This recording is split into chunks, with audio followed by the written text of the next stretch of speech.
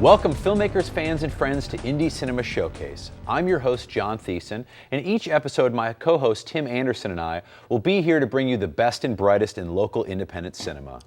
Each show will highlight a specific aspect of independent filmmaking, be that an actual genre, role of a key person, crew members, various outlets, or resources for filmmakers to utilize in their productions. We will then discuss the ins and outs of these topics with our industry guests, while also spotlighting some of the Florida-made films that are great examples of that subject matter.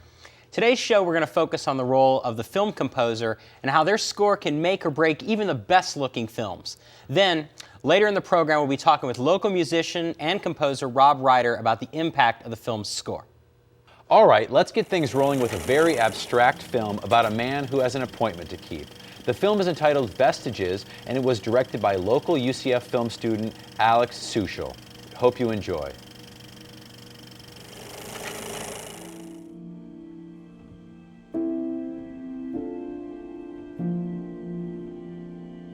Once, I dreamt I was a butterfly, fluttering here and there, conscious only of my happiness as a butterfly.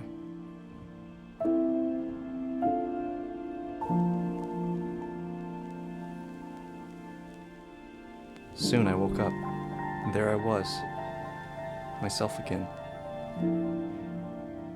Now I don't know whether I was then a man dreaming I'm a butterfly, or whether I'm now a butterfly dreaming I'm a man. Actually, that wasn't me. Some philosopher had the dream. I'm Calvin. I'm not a butterfly or a philosopher.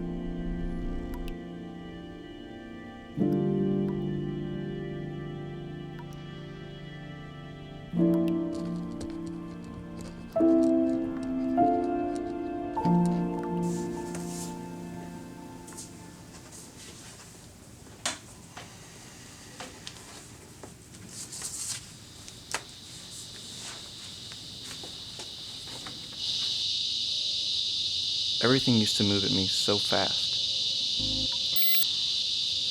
I only remember it as a blur of running. There were so many colors and sounds that I tried to capture, but most of them got away and stayed in the blur. With what I could hold on to, I would start to piece together a puzzle of the world around me. That was back when I thought the world was something with more potential, and when I thought all the pieces would fit together perfectly.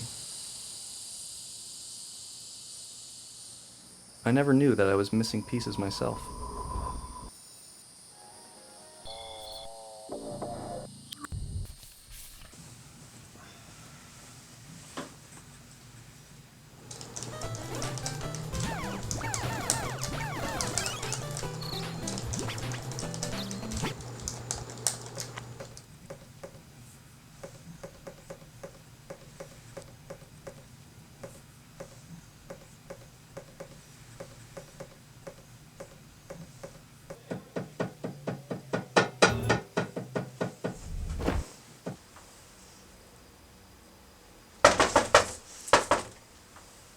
An agreement was made, followed by plans.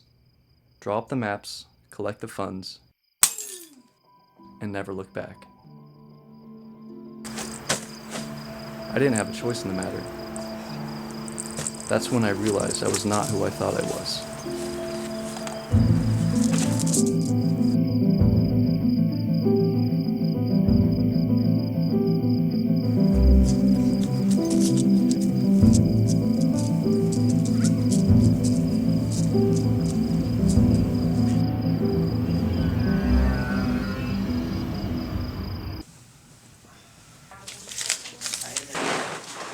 I wasn't going anywhere I wanted.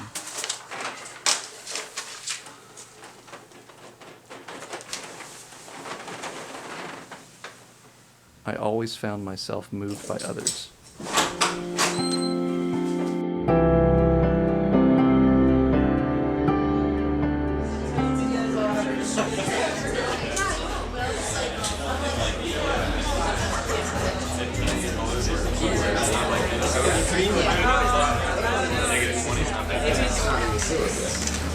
Okay, I was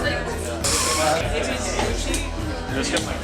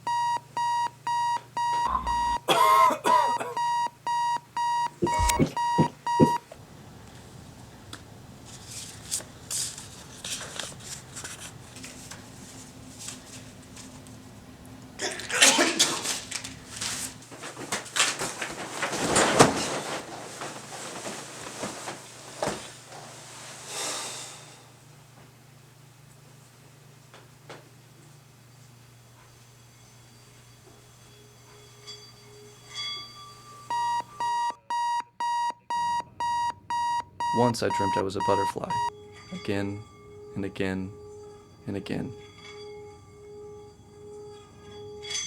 Now, everything keeps moving, but nothing is different. I smell the same coffee in the morning. I go to the same places every day. I feel all the same stares and all those thoughts about me. Calvin this, Calvin that, Calvin. Adam Fields? The doctor will see you now. Make yourself comfortable. I'll take care of everything. Oh, I remember this smell. Let you lean back a little here. And I remember that voice. Just lean you back, get comfortable. But this isn't a memory. Relax. This is So now. have you made your plans for the weekend yet? Ah, it's cold. There we go, nice. And this is gonna just pinch a little bit. Not anything to worry about. Okay.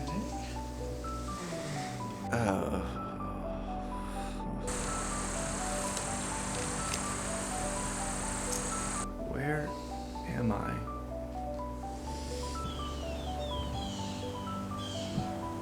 Why does he keep looking at me? Sure, no big deal. Just relax. Everything's gonna be fine. Here we go. All right.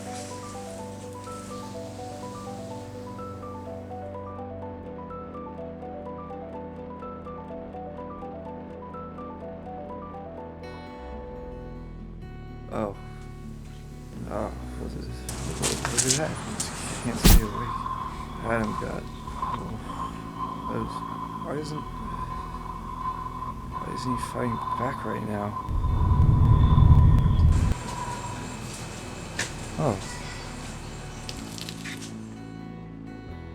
I remember. Why doesn't he get no? Wait, I remember.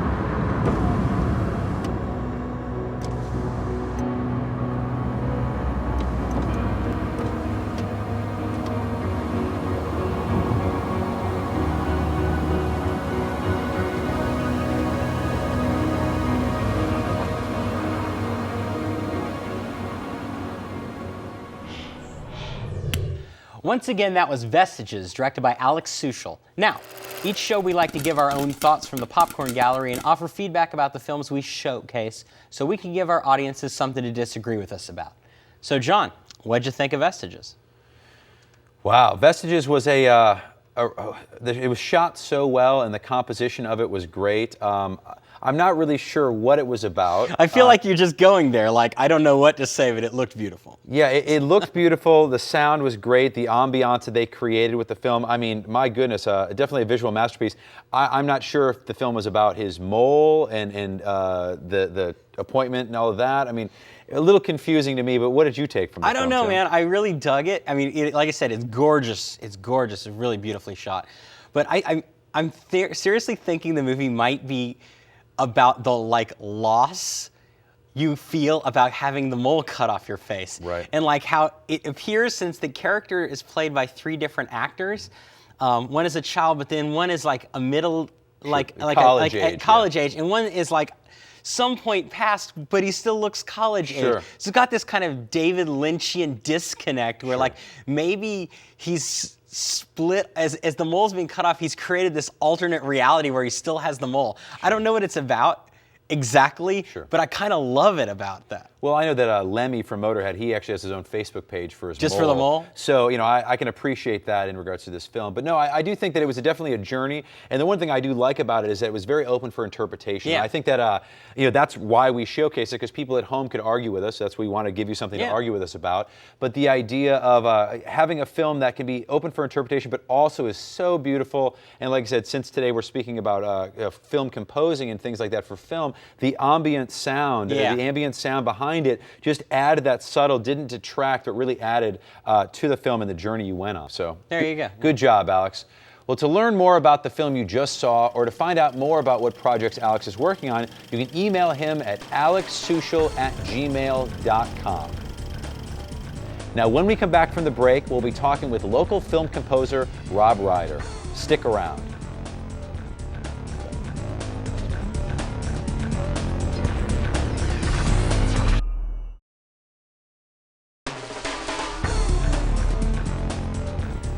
Welcome back. Since on ICS we want to do more than just show fancy moving pictures to our audiences, on this episode's Industry Insight segment, we're very excited to have with us local musician and film composer Rob Reider. Thanks for being here, Rob. Yeah, thank you too for having me on this fine establishment of a television program. Oh, you dressed to the part too. You match us. Yeah. You know. So Rob, to get things started, you know, how did you break into film composition or composing for films? Well, pretty much back in college, I used to hang out with a bunch of film kids and just kind of networked that way. I did a lot of music and with my student loans bought a Pro Tools system and pretty much taught myself how to use it. I've been playing piano since I was 2 years old, drums since 13, and guitar and vocal 18. So pretty much, you know, just someone was like, hey, you want to score my film?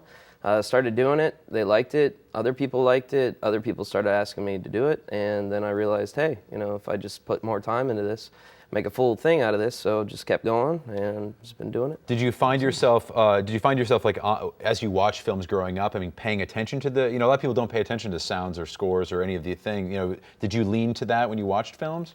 Well, one of the first, I remember back in like 80, 90, something like that, my grandfather got a Bose system and like it was awesome. I heard, I got Batman on VHS, you know, and I heard the gunshots flying around and everything. And of course, you know, all those scores that Danny Elfman did back in the day, you know, it was just like, oh, this is so intense. And I was a big fan of Oingo Boingo. And I was kind of like, oh, this, you know, this is what musicians can do too, you know, score for film. And I didn't really think about it a whole lot. I mean, you know, I've always listened to tons of music and just, you know, bought score albums and stuff like that. But I didn't really think about it. It's not like when I was a kid, I was like, oh, I'm going to score a picture, you know, but just kind of fall into it, you know, and just keep doing it. Now, how do you go about conceiving the score for a film? I mean, is it something that you do, director driven, you know? Well, it's kind of, it's sort of like pulling things from the ethereals or whatever. I don't know. I like to say that. I really don't know. I mean, I get asked that question a bit, and like, it's just like when I see something, I have emotional response to based upon what I feel the footage is. and then I'll create something based upon that. And about 80% of the time, it's correct, you know, and it pretty much nails it. I mean, how do you like, a director? I mean, obviously the director probably knows nothing about what you do. I mean, how do you like him to communicate his vision to you? Well, back in, like, when I first started, a lot of times, you know, the film school students would provide temp tracks for me, and they would cut, you know, music that they liked, and I would kind of base it upon that, and that's sort of how we would communicate. But every director is different. I mean, I've had directors that absolutely have no idea, and they're like, you know, just whatever, and sometimes it's sort of like, I mean, there's still a film from like 10 years ago that I'm like, I still think about it, and I'm like, did he actually like that? Did he not? I couldn't tell, you know, because sometimes you can't read people, you know, so you just kind of do what you do, and then there are directors that are like, I need this to be faster and 40 more tracks and layered and more insane, you know. Sure, more insane. Right? Yeah. You know. Well, when a filmmaker comes up to you, what are you looking for them to tell you? I mean, what kind of direction are you trying to get from them? A lot of times I'm just trying to understand the fundamental philosophy behind their film. And through that, then I can create what I feel would be most best for that picture. You know, so, you know, the more that I can understand about the reason why they're making that film, you know, in that one instance where the guy had no idea, the guy really had no idea about his film either, you know, like he couldn't even really tell me about his film, and I was like, he's like, what do you think? And I'm like, well, you just, I don't think you have any idea of what you created, you know, like, but, you know, everyone's different, you know. Do you, I guess, appreciate criticism from the directors? Or, I mean, do you take that well, or is it your vision versus theirs, or do you kind of just try to always feed their vision? Well, it's a good question. You know, of course, I think you wrote that.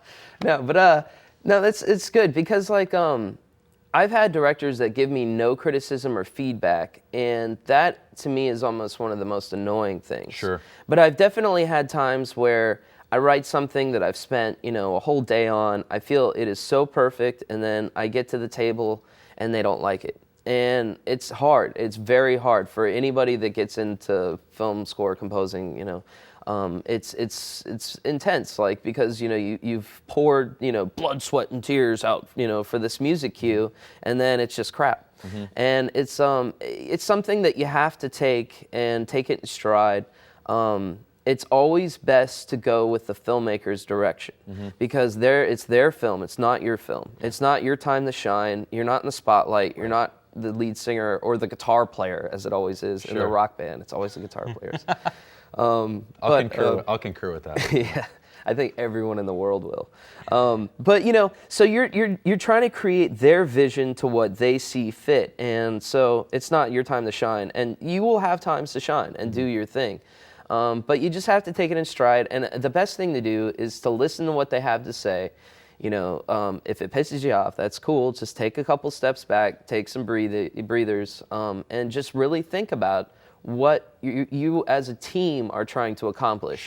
And then make sure that you get to that point, you know.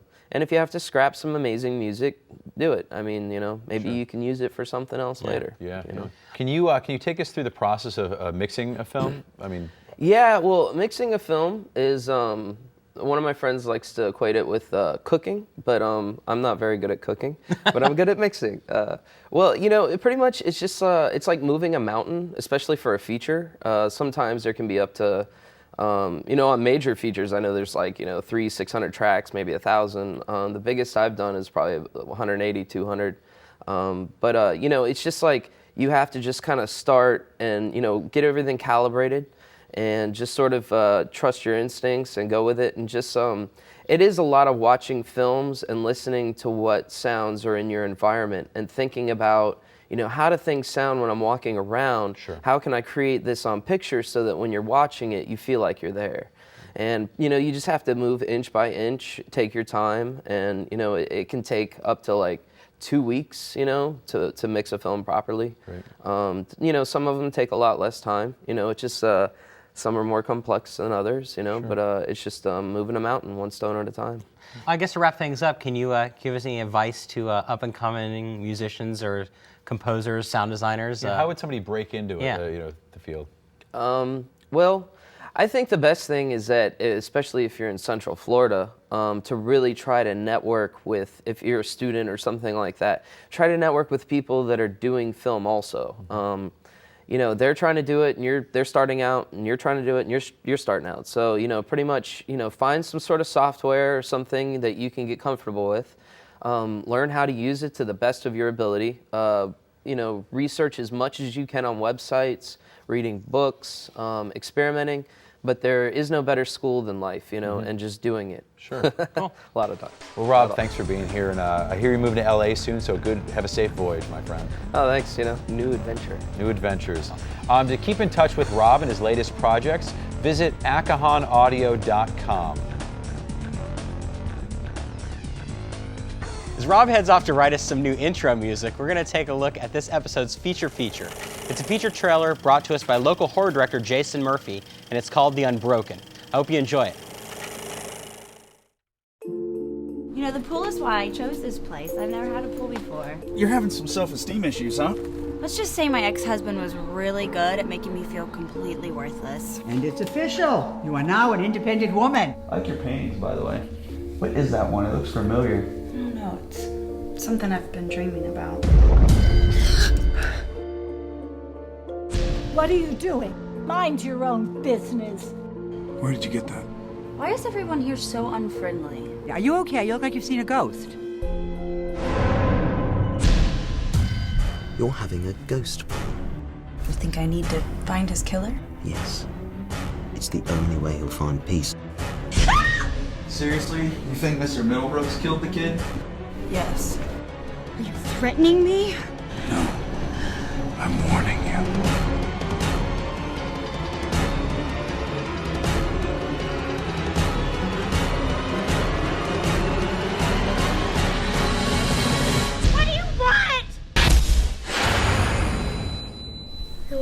Help me. So let me get this straight. You think you're being haunted by some lame little kid ghost that likes to break glass?